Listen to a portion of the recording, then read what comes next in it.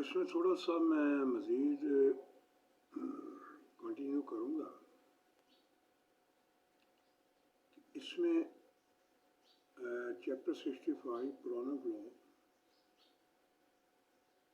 The diverse तलाक, इसका reference code किया है मैंने। इसमें पीरियड जो है वो मेंशन है 3 महीने का इद्दत पीरियड है। सबसे पहली बात तो मैं ये कहूँगा, मेरा किसी कोई पॉलिटिकल पार्टी से कोई ताल्लुक़ नहीं है। मैं एक एडवोकेट हूँ, जूरिस्ट हूँ। ये मैटर क्योंकि शरीयत के साथ मुंसलिक है, कुरानिक लॉ, इसमें दोनों चैप्टर जो है, द डाइवर्स चैप्टर 65 और द कॉ chapter 2 of the Quranic law. Chapter 2 का जो वर्स है वो है 2 to 7 और 2 to 8। ये जो है 2 to 7 is a particular for the diverse and the खुला। ये जो 2 to 7 है, यही इन्फोर्स होती है कुरानिक लॉ की डाइवर्स डीड के ऊपर और खुला के ऊपर। अभी जो फंडामेंटल पॉइंट्स हैं इसमें, ये देखना पड़ेगा कि डाइवर्स जो है देने वाला जो है उसने इसको मद्देनज़र रखा कि नहीं। ये दोनों चैप्टर है कुरान के, द डाइवर्स चैप्टर 65 और chapter 2।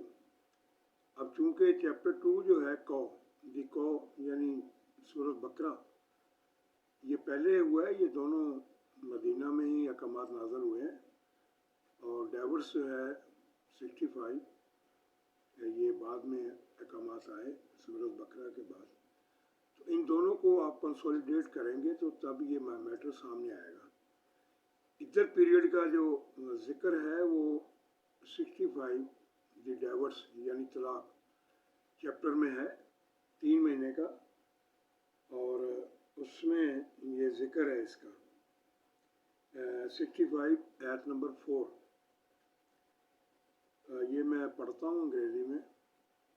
If you are in doubt concerning those of your wives who have ceased menstruating, know that their waiting period is 3 months. अब ये इद्दत पीरियड जो है ये 3 मंथ का कोड किया है आयात में। अब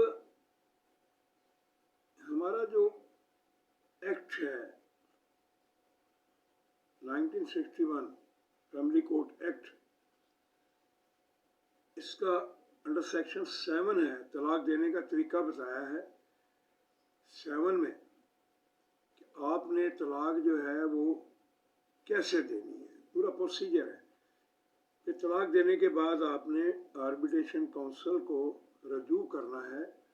वो भी मैं पढ़ देता हूँ ताकि सब चीज़ें सामने आएँ कि ये मैटर है क्या। अब ये मैं पढ़ता हूँ 1961 ऑर्डिनेंस फैमिली कोर्ट एक्ट। ये अंडर सेक्शन 7 है तलाक के बारे में। Any man who wishes to divorce his wife shall, as soon as may be after the pronouncement of talaq in any form whatsoever, give the chairman notice in writing of his having done so and shall supply a copy thereof to the wife. अब ये section जो है, ये 7 जो है, ये आपको family court act ordinance जो है ये बाउंड करता है कि आपने जब तलाक दी है तो आर्बिट्रेशन काउंसिल जो है उसको इत्तला देनी है, और फोर्थ वेज जो है वो आपने अपनी वाइफ को भेजना है। उसका तलाक का जो दी है आपने फॉर्मेट जो है, तलाक जिस भी सूरत में दी है लेकिन you must inform to the arbitration council जिसके पास ये पावर्स है। अब नंबर 2 कहते हैं कि whoever contravenes the provision of subsection 1 shall be punishable with simple imprisonment for a terms which may extend to 1 year। अगर ये शौहर जो है इस तरह वो हरकत नहीं करता, खुफिया रखता है डाइवर्स को और चेयरमैन को रजू नहीं करता, जो मुतलका अथॉरिटी है डाइवर्स को रेगुलाइज करने की, तो फिर उसकी सज़ा है 1 ईयर। ये उसके लिए जिसने तलाक दी है, ये मैं उसकी बात कर रहा हूँ। अब ये देखना पड़ेगा उसके कॉन्सिक्वेंसेस क्या थे, तलाक देने वाले ने मैटर क्या लिखा, फिर उसने इन्फॉर्म किया नहीं किया। तो ये पैरा 2 भी है, इसमें 1 ईयर्स जो है वो सज़ा उसको दी जाएगी जिसने तलाक दी है। और विद फाइन विच में एक्सटेंड टू द 5000, इसमें दोनों सज़ाएँ होंगी, 1 ईयर्स और 5000 रुपीज़, और विद बोथ, यानी दोनों भी हो सकती हैं। एक ये जज की उसकी डिस्क्रिप्शन पावर के ऊपर है कि वो कैसे करता है, क्योंकि ये तलाक का मैटर जो है ये कोर्ट डिसाइड करती है, सज़ा कोर्ट देती है, ना कि आर्बिट्रेटर देता है। यानी जो आर्बिट्रेशन काउंसिल है उसके पास ये पावर्स नहीं है। लेकिन ये चैलेंजेबल केस है कि अगर उसने आर्बिट्रेशन काउंसिल को रजू नहीं किया और उसमें रुकावट बन गया और खुफिया रखा तलाक को और इस तरह की गोलमोल स्टोरी बना के, तो फिर 1 ईयर सज़ा है और 5000 उसका जुर्माना है। आगे 3 ऐसे द प्रोवाइड इन सबसेक्शन 5 ए तलाक unless revoked earlier expressly or otherwise shall not be affected unless the expirations of 90 days from the day on which notice under subsection 1 is delivered to the chairman। अब वही बात आती है कि ये सारा role जो है वो आर्बिट्रेशन काउंसिल जो है उसका भी एक्ट है 1991, कंसलेशंस एक्ट 1961। ये भी वो रोल प्ले करते हैं क्योंकि ये डाइवर्स का मैटर जो है वो कुरान के मुताबिक भी आता है और उसके बाद इसमें शरिया एक्ट में भी इसका सारा सिलसिला है।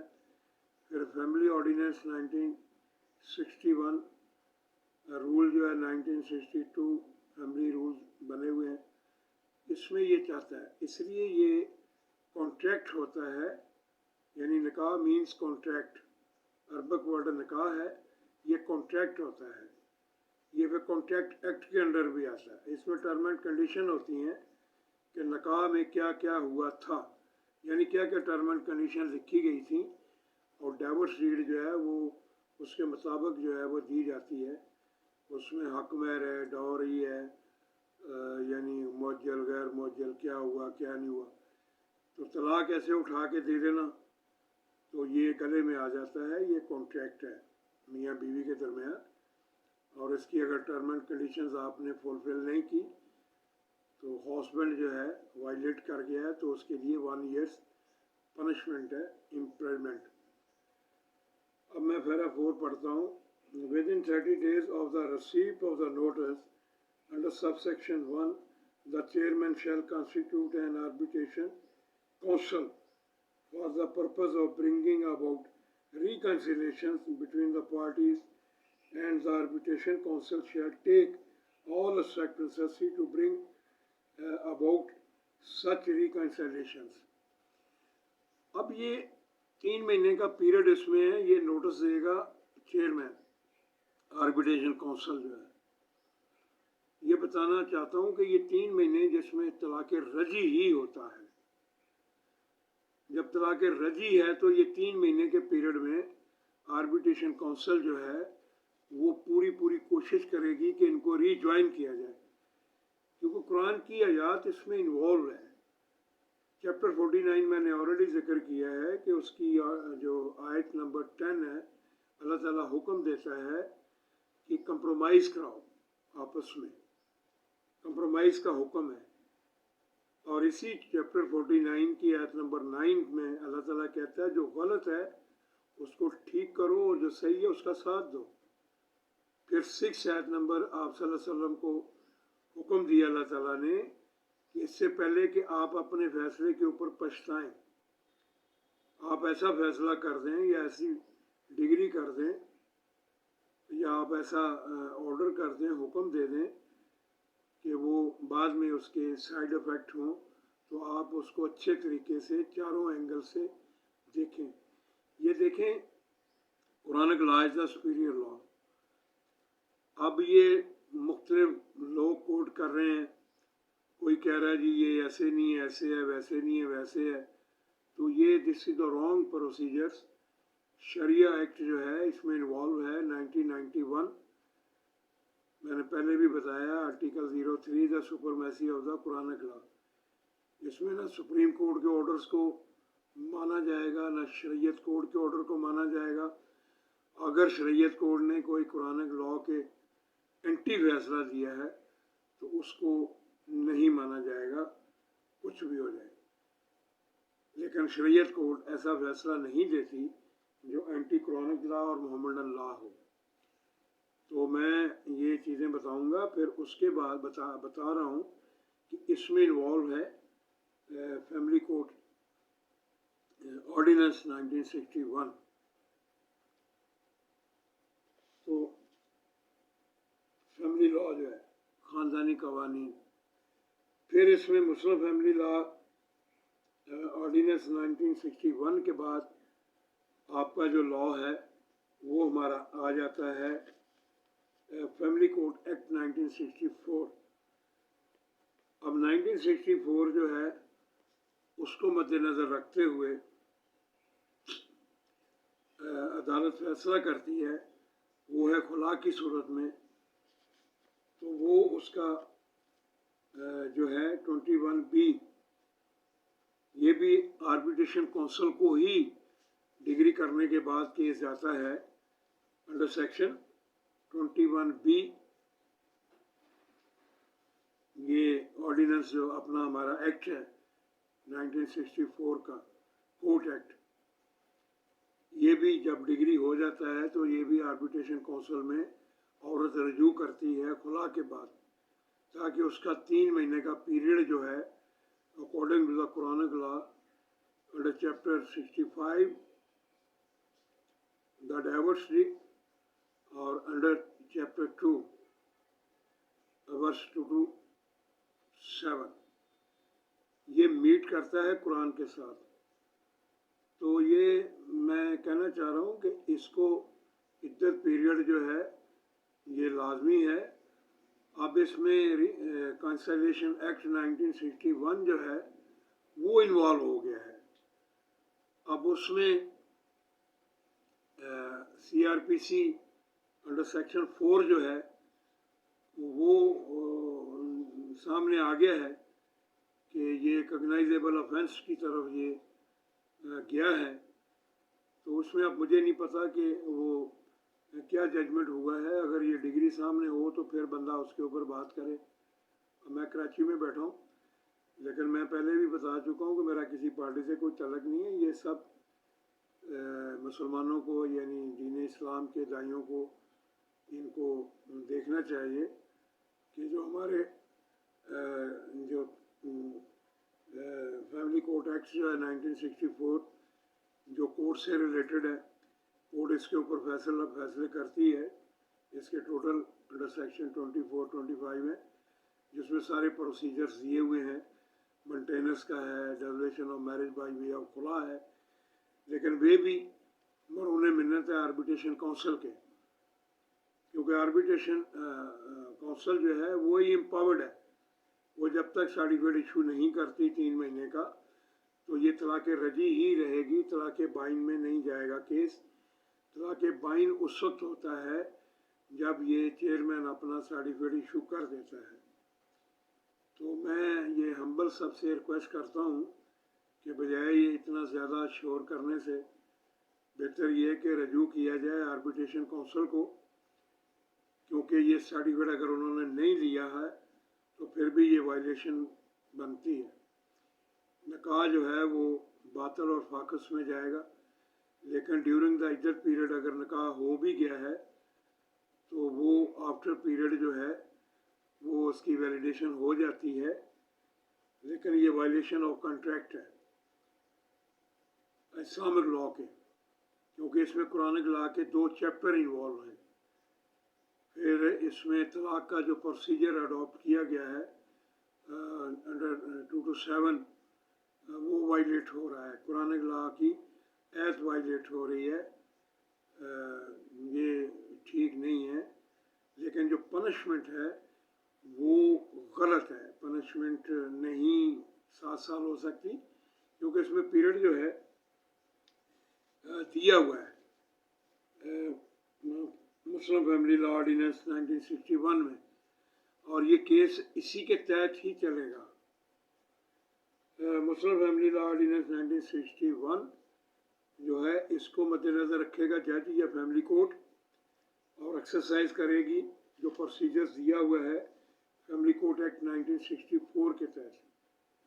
लेकिन पनिशमेंट अगर देनी है तो ये पनिशमेंट जो है उसे तलाक गलत दी है या दोनों ने मिसरीड किया है कोर्ट को, तो फिर ये बात अलग है। लेकिन मैं ये कहना चाह रहा हूँ कि ये रिस्पॉन्सिबिलिटी होती है निकाह ख्वां की, अगर उसके पास नॉलेज नहीं होता तो वो कंसल्ट करे मुतल्लिका बनौरी टाउन है या जो भी फ़िक़्ह के लोग हैं उनसे, अगर नहीं नॉलेज नहीं तो वो शरिया कोर्ट के वकील से रजू करे। लेकिन मैं पाकिस्तान मुस्लिम फैमिलीज़ को ये हम्बली रिक्वेस्ट करता हूँ कि जब भी निकाह करें वो वकील को ज़रूर बुलाएं, वकील के बगैर निकाह न करें, क्योंकि उसमें टर्म एंड कंडीशंस होती हैं। निकाह एक कॉन्ट्रैक्ट होता है बिटवीन 2 पार्टीज़, मियाँ बीवी के दरमियान। निकाह नामे में सारे उसके बने हुए हैं नंबरिंग्स के वो सेक्शंस हैं, उनको पूरा करना होता है।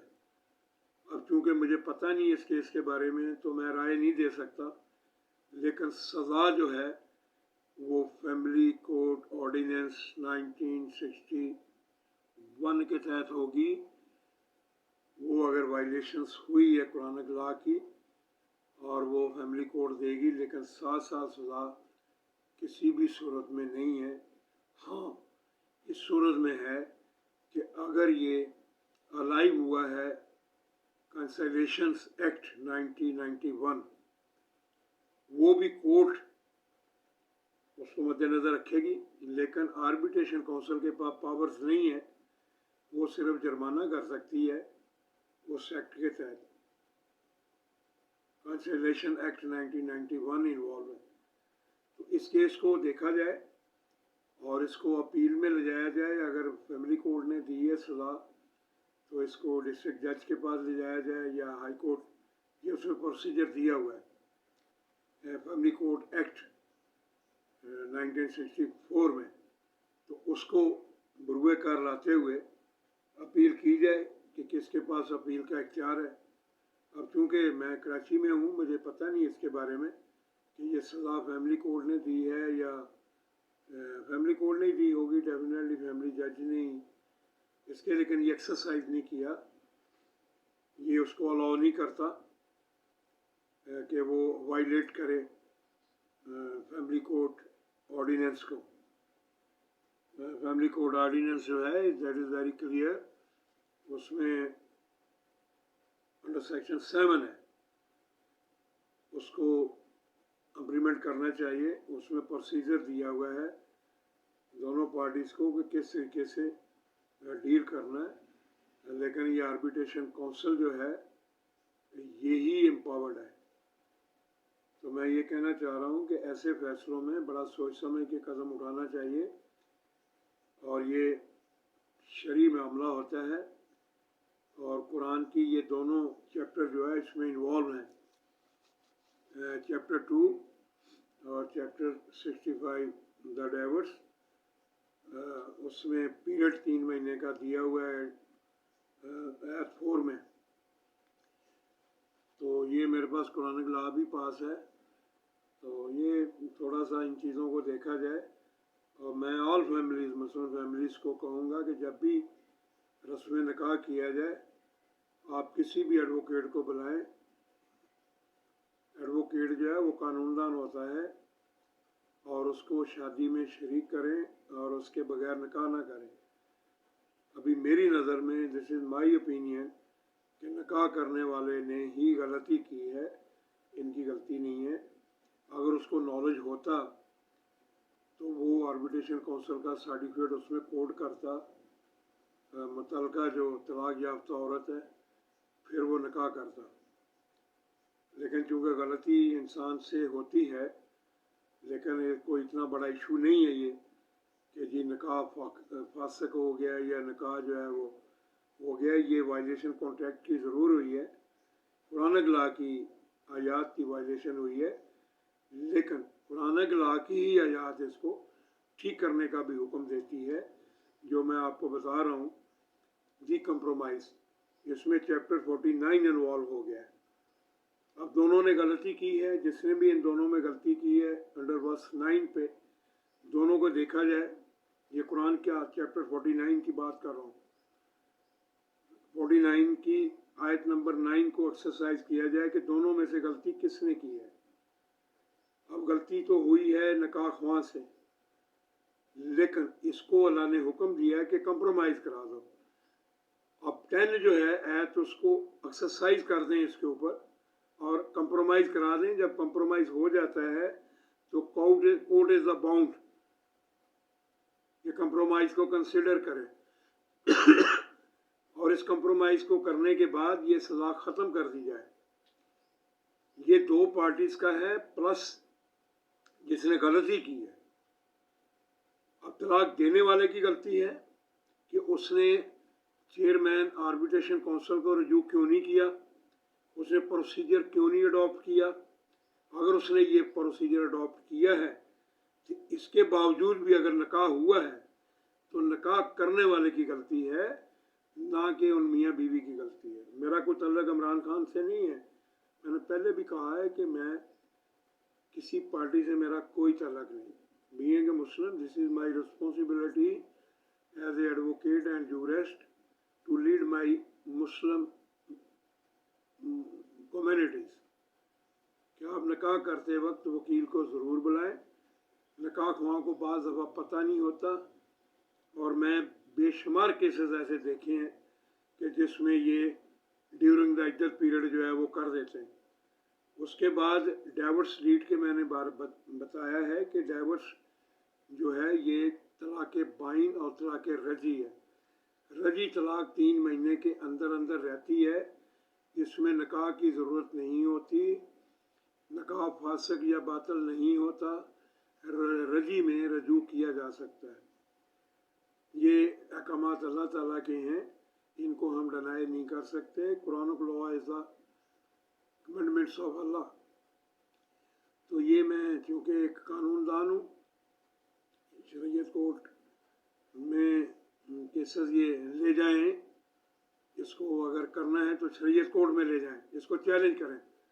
ये मैटर चूँकि कुरान से रिलेटेड है और मैंने ये ब्रीफ कर दिया है कि इसमें 2 चैप्टर इन्वॉल्व हैं कुरानिक लॉ के, तो बजाय आप इसको अपील करनी है हाई कोर्ट में या उधर, तो इसको डायरेक्टली शरीयत कोर्ट में फाइल करें, इस आर्डर को चैलेंज करें, क्योंकि इसमें 4-5 लॉ इन्वॉल्व हो गए। एक तो जो है ऑर्डिनेंस जो है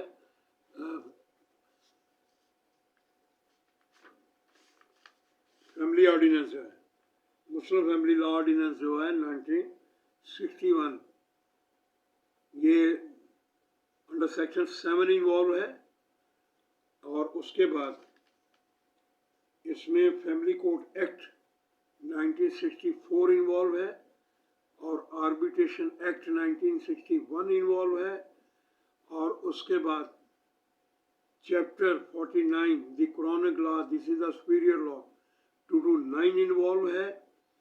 फिर उसके बाद chapter 65 the divorce Quranic law वो इन्वॉल्व है। फिर उसके बाद chapter 49 under verse 9 and 10 involve है। अब ये शरीयत कोर्ट इनके ऊपर जाके देखेगी, क्योंकि ये वायलेशन 7 ईयर सज़ा हो ही नहीं सकती। 7 ईयर सज़ा का कॉन्सेप्ट किसी भी जगह पे नहीं है, क्योंकि इसको ट्रायल करना था उसको फैमिली कोर्ट ने family Muslim law ordinance 1961 under section 7 के ऊपर पहले तलाक की वो देखनी थी, पूरी रिसर्च करनी थी और एक्सरसाइज करना था उसने फैमिली कोड एक्ट ने कि ये जो तलाक हुई है इसमें या शादी हुई है उन चीज़ों को देखती। तो इसको जो भी वकील इसको केस को देख रहे हैं, मैं फ़ौरन कहूँगा कि उसको शरीयत कोर्ट में ले जाएं। ये फैमिली कोर्ट का मैटर जो है, क्योंकि ये कुरानिक लॉ से है रिलेटेड और इसमें कॉन्स्टिट्यूशन जो है ये उसका आर्टिकल 203H को एक्सरसाइज करें। ये शरीयत कोर्ट में जाएगा मैटर। ये सज़ा बिल्कुल गलत है। मेरा कोई ताल्लुक किसी पार्टी से नहीं है, मैं एक वकील हूँ और दिस इज़ माई रिस्पॉन्सिबिलिटी। मुझे उसके ऊपर देना है, ये बताना है कौम को। और मैं मुस्लिम फैमिली से रिक्वेस्ट करता हूँ कि वो जब भी एलएतसी की बात नहीं करूँगा, क्योंकि उनके लॉ थोड़े से डिफरेंट हैं, वो तरीक़ाकार उनका एक अलग है। लेकिन ये जो हुआ है इसको आप इस तरीके से देखें कि ये सज़ा गलत है। ये नहीं कि मैं उनकी फेवर कर रहा हूँ। मैंने पहले भी बताया कि मेरा किसी पार्टी वार्टी से कोई ताल्लुक नहीं है और मैं एक्स आर्म फोर्सेस से मेरा ताल्लुक है और प्रेजेंट जूरेस्ट हूँ। लेकिन ये जो भी हुआ है फैमिली कोर्ट ने किया है, वो मैं जजमेंट क्योंकि पढ़ी नहीं है कि उन्होंने ये सज़ा किस एंगल से दी है, क्योंकि ये हो नहीं सकता। ये very little mistake, this is not a fallen. ये कोई संगीन जुर्म नहीं है कि उसको इतना वो कर दिया जाए। तो इसको फ़ौरन चैलेंज किया जाए फेडरल शरीयत कोर्ट में और हाई कोर्ट में ना लेके जाया जाए इसको मैटर को, क्योंकि ये कुरान के साथ रिलेटेड है। इसमें इन्वॉल्वमेंट कुरान की आयात की है और कुरान की आयात के लिए आपको फेडरल शरीयत कोर्ट में ही जाना है, वो फैसला करेगी, क्योंकि कुरान के 3 चैप्टर इसमें इन्वॉल्व हो गए हैं। और फेडरल शरीयत कोर्ट जो है बाकी मोहम्मदन लॉ का भी जो है इसमें आ गया है 253 मोहम्मदन लॉ, उसमें भी बताया गया है मोहम्मदन लॉ में कि ये जो कॉन्ट्रैक्ट है ये कितनी किस्म के होते हैं। तो ये शरी मैटर आ गया है, इसको फ़ौरन फोर्स विद टाइम को ना देखा जाए। जजमेंट की कॉपी लेके कोई शरीयत कोर्ट का वकील है तो वो इसको प्लीट करे। तो मुझे कोई एतराज़ नहीं है, मेरे पास अभी क्योंकि ये जजमेंट नहीं है मैं कुछ कह नहीं सकता कि जजमेंट में उन्होंने किस सेक्शन को एक्सरसाइज किया है पीपीसी का, क्या दिया। ये तो जजमेंट वायरल कोई करे तो फिर पता चले, और उसकी डाइवर्स को भी वायरल करें जो वो उसके शौहर ने पहले ने दी है डाइवर्स, उसको भी विजिबल किया जाए मीडिया पे या वायरल किया जाए, तो फिर राय दी जा सकती है, फिर ओपिनियन दी जा सकती है। लेकिन ये सज़ा 7 ईयर्स नहीं हो सकती। ये फैमिली ऑर्डिनेंस जो है इस्लामिक ये वायलेट हुआ है। इसमें फिर बार बार कहूँगा कि मुस्लिम फैमिली लॉ ऑर्डिनेंस 1961 की इन्वॉल्वमेंट है इसमें अंडर सेक्शन 7 आर्बिट्रेशन काउंसिल उसकी इन्वॉल्वमेंट है, कैंसलेशन एक्ट 1961 की इन्वॉल्वमेंट है। तो ये प्योरली पार्टिकुलरली ये केस जो है रिलेटेड होता है फेडरल शरीयत कोर्ट के साथ। तो इसको देर ना करें, फ़ौरन फेडरल शरीयत कोर्ट को ले जाएं। तो अगर ये नहीं कोई कर सकता तो मैं हाज़िर हूँ, मैं इसको करूँगा, मुझे कोई प्रॉब्लम नहीं। लेकिन जब तक जजमेंट सामने नहीं आएगी कुछ कहा नहीं जा सकता, क्योंकि इसमें इन्वॉल्वमेंट जो है जजमेंट की है, और जिसने तलाक दी है उसने क्या एलिगेशंस लगाए हैं, फिर इसमें इन्वॉल्वमेंट उसकी है जिसने निकाह किया है। निकाह करने वाले की गलती होती है कि उसने प्रॉपर प्रोसीजर्स जो कुरानिक लॉ में दिया है वो उसने अडॉप्ट क्यों नहीं किया। तो ये मैं आखिरी मेरी ये स्पीच है, इसको कंसोलिडेटेड करूँगा साथ ही, ताकि अवेयरनेस हो पब्लिक में। और फॉर गॉड से ऐसे बेशुमार केसेस हमारे पास कोर्टों में आते हैं। और ये भी बता दूं कि एक तलाक जो है होती है म्यूचुअल अंडरस्टैंडिंग से, डाइवर्स बनती है, लेकिन उसमें भी पीरियड इज्जत पीरियड इन्वॉल्व है। ये नहीं कि म्यूचुअल अंडरस्टैंडिंग के बाद भी आप फ़ौरन जो है वो शादी कर लें, नो, उसमें भी 3 महीने का पीरियड है, वो भी बाउंड करता है।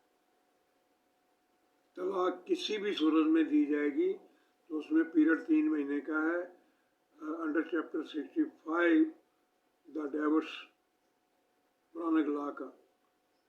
तो इज्जत पीरियड चूँकि म्यूचुअल तलाक जो होती है उसमें भी रुजू का 3 महीने का ही पीरियड है, लेकिन उसको भी आर्बिट्रेशन काउंसिल में चैलेंज करना है। आर्बिट्रेशन काउंसिल जो है ये रिस्पॉन्सिबल है, जब तक इसका सर्टिफिकेट इशू नहीं होगा मुतल्लिका जो तलाक याफ्ता औरत है वो निकाह नहीं कर सकती। निकाह नामे में उसका जिक्र किया जाएगा, वो बाकायदा लिखा जाएगा कि ये बीबी 3 महीने के पीरियड के बाद जो है शादी कर रही है, और ये हमने इसकी जो फॉर्मेलिटीज़ है आर्बिट्रेशन काउंसिल के सर्टिफिकेट्स की, इसको मेंशन कर दिया है, तो वो होता है। उसके बाद जब दूसरी शादी कर लेता है मर्द, तो अगर वो पहले शौहर के पास आना चाहती है तो वो तलाक देगा, बशर्ते कि वो तलाक दे तो फिर वो दोबारा रजू कर सकती है। ये ही चैप्टर 2 में अंडर वर्स 2 to 8 है, जिसमें बीवी दोबारा शौहर दूसरे शौहर के पास जाने के बाद अगर वो डाइवर्स देता है तो फिर अपने शौहर के पास आ सकती है। ये कुरान के अहकामात है, इनको अगर आपने वायलेट कर दिया तो फिर अल्लाह ताला पनिश करता है जिसने भी किया है। लेकिन इन माई हम्बल ओपिनियन ये this is the mistake by the क्या कहते हैं उसको जिसने निकाह किया है, लैक ऑफ नॉलेज। ये उसने इन चीज़ों को मद्देनज़र नहीं रखा और ये निकाह कर दिया। उनकी गलती नहीं है, क्योंकि वो लॉ ग्रेजुएट नहीं है, वो लॉ के बारे में नहीं जानते, शरिया एक्ट के बारे में नहीं जानते। तो ये उनकी जिम्मेदारी होती है निकाह करने वाले की। और वो चेयरमैन आर्बिट्रेशन काउंसिल जो होता है उसकी ये जिम्मेदारी है कि वो रजिस्टर्ड है निकाह हुआ या नहीं, ये उसमें रूल्स बने हुए हैं। ये जिसने भी निकाह किया है ये उससे पूछ प्रीत की जाए, निकाह करने वाले से, जो भी मौलाना है, क्योंकि मैंने निकाहनामा देखा नहीं है इसलिए मुझे पता नहीं है। और ये उसको टर्म एंड कंडीशन पूरी करनी चाहिए थी। Thank you very much. ये मेरी speech for all the Muslim families है, not a for particular case. मेरा कोई किसी पार्टी से कोई तल्लक रजू नहीं है, ठीक है। मैं एक कॉमन सा आदमी हूँ और एक प्रैक्टिसिंग लॉयर हूँ, और अपने काम करता हूँ। तो ये मैं आपको एज़ पर कुरान के सारी चीज़ें बता दी हैं। तो इसको जो भी बंदा डील कर रहा है, जो भी वकील उसको देख रहा है, इस फैसले को चैलेंज करें फेडरल शरीयत कोर्ट में, आप हाई कोर्ट में ना लेके जाएं, क्योंकि कुरान के ऊपर कोई भी बंदा खड़ा नहीं होगा, ये बता दूं। इवन इसके पीछे कोई बैकग्राउंड हिस्ट्री है, मुझे नहीं पता कोई है या नहीं है, तो वो कुरान के फैसले के आगे ब्रेक हो जाएगा। और वो चीफ जस्टिस जो फेडरल शरीयत कोर्ट है वो किसी से डरेगा नहीं, उसको ज़रूरत नहीं डरने की, वो कुरान के ऊपर ही जाएगा। जो भी फेडरल शरीयत कोर्ट के जस्टिस हैं तो ये जल्दी उसको ले जाएं वहीं इस्लामाबाद में।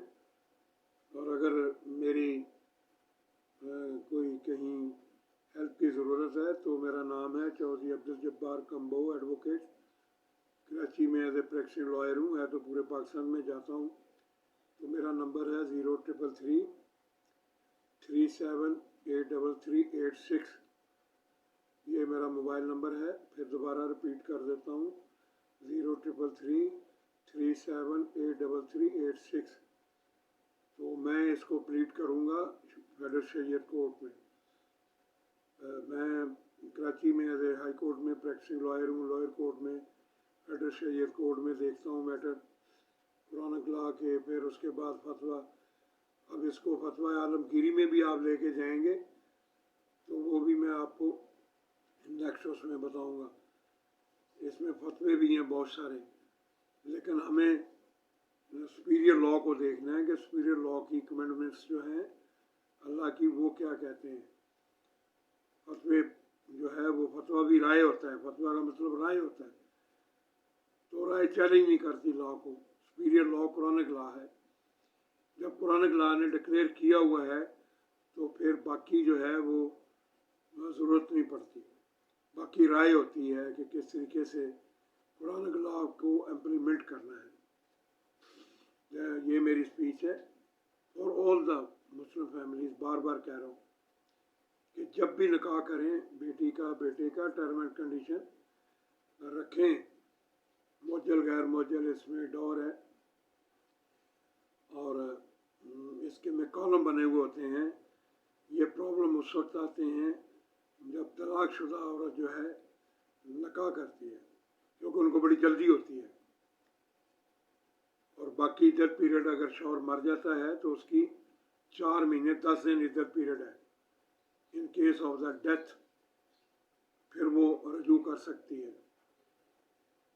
तो मैं रिक्वेस्ट करता हूँ कि कुरान की आयत को वायलेशन न करें।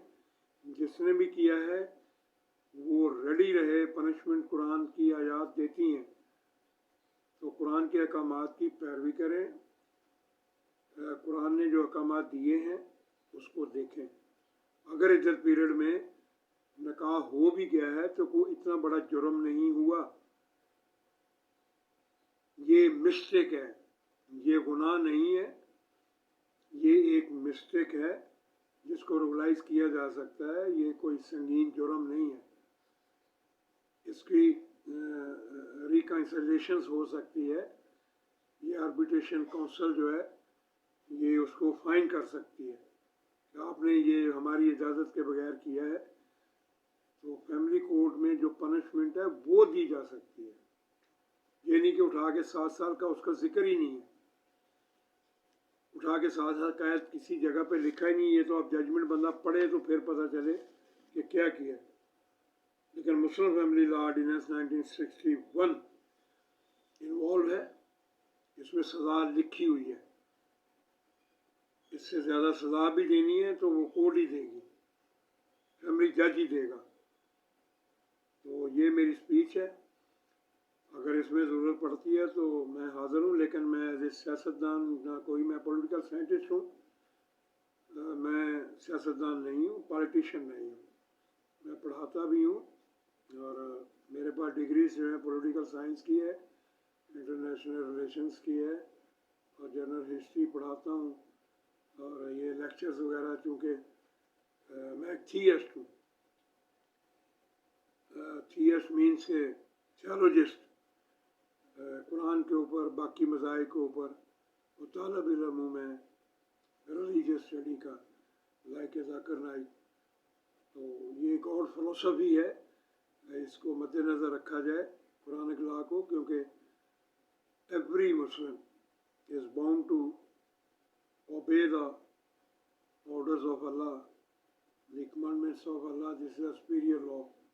जितने भी लॉ बने हैं मुस्लिम्स के लिए, जितने भी ये फैमिलीज लॉ हैं, ऑर्डिनेंस हैं, ये कुरानिक लॉ इसको सुपरवाइज करता है, उसके अंडर रह के ही ये काम करते हैं, ये याद रखिएगा।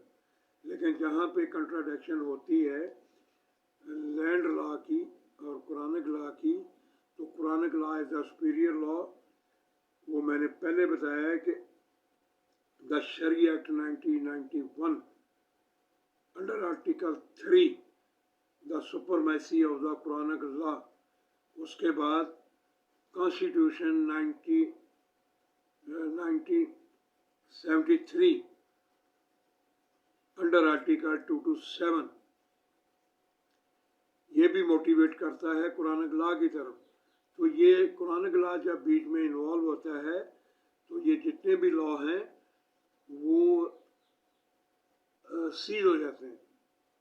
फिर जज को या जो भी जस्टिस है, जो भी कोर्ट है, उसको कुरानिक लॉ को फॉलो करना है। एक पर्टिकुलरली बात बता दूं कि अगर कुरानिक लॉ की कोई वायलेशन होती है या हाई कोर्ट या इंक्लूडिंग सुप्रीम कोर्ट, तो आप 203H फौरन एक्सरसाइज करें कोर्ट में। हाई कोर्ट में अगर मैटर लगा हुआ है या लोअर कोर्ट में है या सब ऑर्डिनेट कोर्ट में है या फेडरल में है, तो आप उसको ट्रांसफ़र कराएं। 203H कॉन्स्टिट्यूशन 1973 इसके तहत हाई कोर्ट के जितने भी मैटर है फेडरल शरीयत कोर्ट में ले जाएं। अगर मुस्लिम जस्टिस जो है किसी भी तरीके से लैंड लॉ के ऊपर जा रहा है और कुरानिक लॉ को वायलेट कर रहा है, तो आप उस चैलेंज करें कि जी आप ट्रांसफ़र कर दें केस को, फ़ौरन एप्लीकेशन मूव करें कि आपके पास नॉलेज नहीं है कुरानिक लॉ का। लेकिन ऐसे होता नहीं है। मैं चूँकि हाई कोर्ट ऑफ सिंध में हूँ, यहाँ के जस्टिस जो हैं माशाल्लाह हाईली क्वालिफाइड हैं और वो कुरानिक लॉ के एंटी नहीं जाते। अगर एक वकील जो है, एक जूरिस्ट जो है या शरिया कोर्ट का वकील उसको हाईलाइट कर देता है, तो वो मैटर फ़ौरन कुरानिक लॉ के ऊपर जो है कन्वर्ट करते हैं और कुरानिक लॉ को सुनते हैं। जिसमें स्पेशली द आफ्ताब गोरड साहब जो अब रिटायर्ड हो चुके हैं, उनकी जजमेंट्स जो हैं उनको कुरान के ऊपर बहुत ज़्यादा नॉलेज था। और ये दूसरे एक जस्टिस हैं, ये पवर साहब, ये भी इनकी जो जजमेंट हैं वो माशाल्लाह बहुत इनके ऊपर जो है जिन जस्टिस को नॉलेज होता है कुरान के ऊपर, वो फ़ौरन डिसाइड करते हैं। तो ये मेरी वीडियो जो है सबके लिए है, लिहाजा ये all Pakistan courts, high courts हों, लोअर कोर्ट हों, अगर जज काम नहीं कर रहा, जस्टिस काम नहीं कर रहा, तो उसको ट्रांसफ़र करवाएं फ़ौरन फेडरल शरीयत कोर्ट में। 203H आपको कंटिन्यूस प्रोसीडिंग करता है, पावर्स देता है अगर आपकी रसाई नहीं हो रही। और इसको भी फेडरल शरीयत कोर्ट में चैलेंज करें, क्योंकि ये कुरान के ऊपर मैटर है और वहाँ जाएगा तो इसको कोई ना कोई सलूशन निकल आएगा। क्योंकि कोई भी कुरान की आयत को वायलेशन नहीं करेगा, even chief of the army staff भी हो, क्योंकि chief of the army staff जो है वो हाफ़िज़ कुरान है, वो एंटी कुरान के नहीं जाएंगे। अगर कुरान में ये सारी चीज़ें हैं तो वो नेवर एट ऑल। इसके पीछे क्या बैकग्राउंड्स हैं आई डोंट नो, मुझे नहीं पता। लेकिन ये नवाज शरीफ हो या कोई भी पार्टीज़ के लीडरान हो, वो पहले मुसलमान हैं फिर पॉलिटिशियंस हैं। वो कुरान की किसी भी आयत को कोई भी मुसलमान वायलेट नहीं करेगा, ये मैं आपको बता दूं। तो इसको फ़ौरन फेडरल शरीयत कोर्ट में ले जाएं और इसको ट्रांसफ़र कराएं। अभी तो ट्रांसफ़र की इसमें ज़रूरत नहीं है और हाई कोर्ट में जाने की ज़रूरत नहीं है, इसको डायरेक्ट ले जाएं। 203H एक्सरसाइज करें कॉन्स्टिट्यूशन 1973 का, और कुरान की जो आयात मैंने दी है उसके तहत इसको सीपी लगाएं और इस ऑर्डर को चैलेंज करें, क्योंकि ये उसके तहत नहीं हुआ फैसला, क्या नाम है, फैमिली मुस्लिम लॉ ऑर्डिनेंस 1961 के तहत। Thank you very much. Allah आपका हामी नासर हो। अगर मेरी ज़रूरत है तो मैं इस केस को फेडरल शरीयत कोर्ट में बाकायदा प्रिंट बना के फाइल कर दूंगा, लेकिन वहाँ भी शरीयत कोर्ट के बहुत सारे वकील हैं इस्लामाबाद में, वो इसको देखें। इसको कोई नहीं करेगा, कोई भी इसमें सियासत का मैटर जो है इन्वॉल्व भी होगा तो फेडरल शरीयत कोर्ट उसको डिनाई करेगी और हर मुसलमान जो है कुरान की आयात के सामने खामोश हो जाएगा। ठीक है, इसलिए कि कोई कहता है कि जी आर्मी ये कर रही है वो कर रही है, ये बहुत गलत चीज़ें हैं, इन चीज़ों पे मैं बिलीव नहीं करता हूँ। चीफ ऑफ आर्मी स्टाफ हाफ़िज़ कुरान है, वो भी इन चीज़ों को मद्देनज़र रखेंगे कि ये मैटर चूँकि कुरान के ऊपर है, इसको फेडरल शरीयत कोर्ट खुद देखेगी कि ये किस तरीके से फैसला हुआ है, और किसी के ऊपर एलिगेशन मत लगाएं। स्पीच जो है वो पोलाइट किया करें, और कुरान के मुताबिक ये मैटर है, उसको कुरान के मुताबिक हल होना चाहिए। Thank you very much. Allah आपका हामी नासर हो, और कुरान के मुताबिक इसको देखें और कुरान को पढ़ें, और ये जो मैंने कुरान की आयात कोट की हैं इनका खुद स्टडी करें, मुताला करें। जो भी एडवोकेट्स हैं, being a senior advocate, this is my responsibility to lead my juniors under the Practicing Act 1973। तो ये मेरी जिम्मेदारी भी है कि अपने सबऑर्डिनेट्स को बताऊं कि वो कुरान के इन अहकामात की पैरवी करें। अगर कोई भी हाई कोर्ट, कोई भी लोअर कोर्ट जो है वो एंटी कुरान की वर्सेस पे जाता है तो उसको फेडरल शरीयत कोर्ट में ले जाएं, जो मैंने सेक्शन लगाया, क्योंकि 227 भी बाउंड करता है कॉन्स्टिट्यूशन 1973 का, और शरिया एक्ट 1991 अंडर आर्टिकल 3 भी बाउंड कर देता है लैंड लॉ को, क्योंकि जन ज़रत ज़मीन तीनों के हल जो है कुरान में दिए हुए अल्लाह ताला ने। ये जन का मसला है, औरत का मसला है, जो मैंने कोड कर दिया।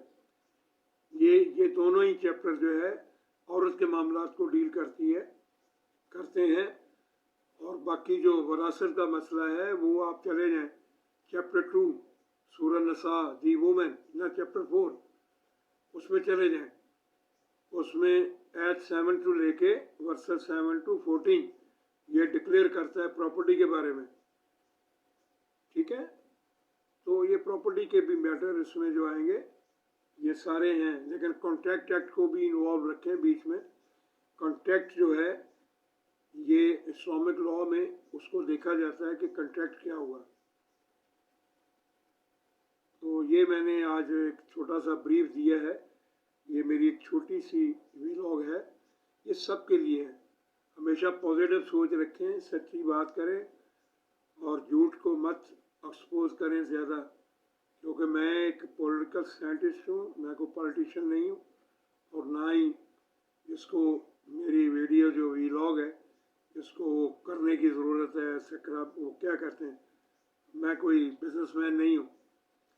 ये एक लेक्चर है, ये छोटा सा है व्लॉग दी है सबके लिए, ये स्पेशली द लॉयर्स जो हैं, जो प्रैक्टिसिंग लॉयर्स हैं, वो कुरान को आगे लेके हैं। ये मैंने सब कुछ कोड कर दिया है ताकि केसेस की रेशो जो है कम से कम हो। फेडरल शरीयत कोर्ट में बहुत कम केसेस हैं, और फ़ौरन ट्रांसफ़र कराएं हाई कोर्ट से जो रुके हुए हैं 20-20, 30-30 साल, 10-10 साल से, क्योंकि तीनों मसले आते हैं। औरत का प्रॉब्लम आता है, विरासत का प्रॉब्लम आता है, जायदाद का, लैंड डिजीज़ का, पेरेंट्स की प्रॉपर्टी का। तो ये मैंने कोड कर दिया 203H। इसको ट्रांसफ़र कराएं केसेस को शरीयत कोर्ट में, ताकि शरीयत कोर्ट के ऊपर भी काम आए और वो अपना कुरान के मुताबिक काम करें और फैसले जल्दी हों। थैंक यू वेरी मच, शुक्रिया। अल्लाह आपका आमीन नासर हो।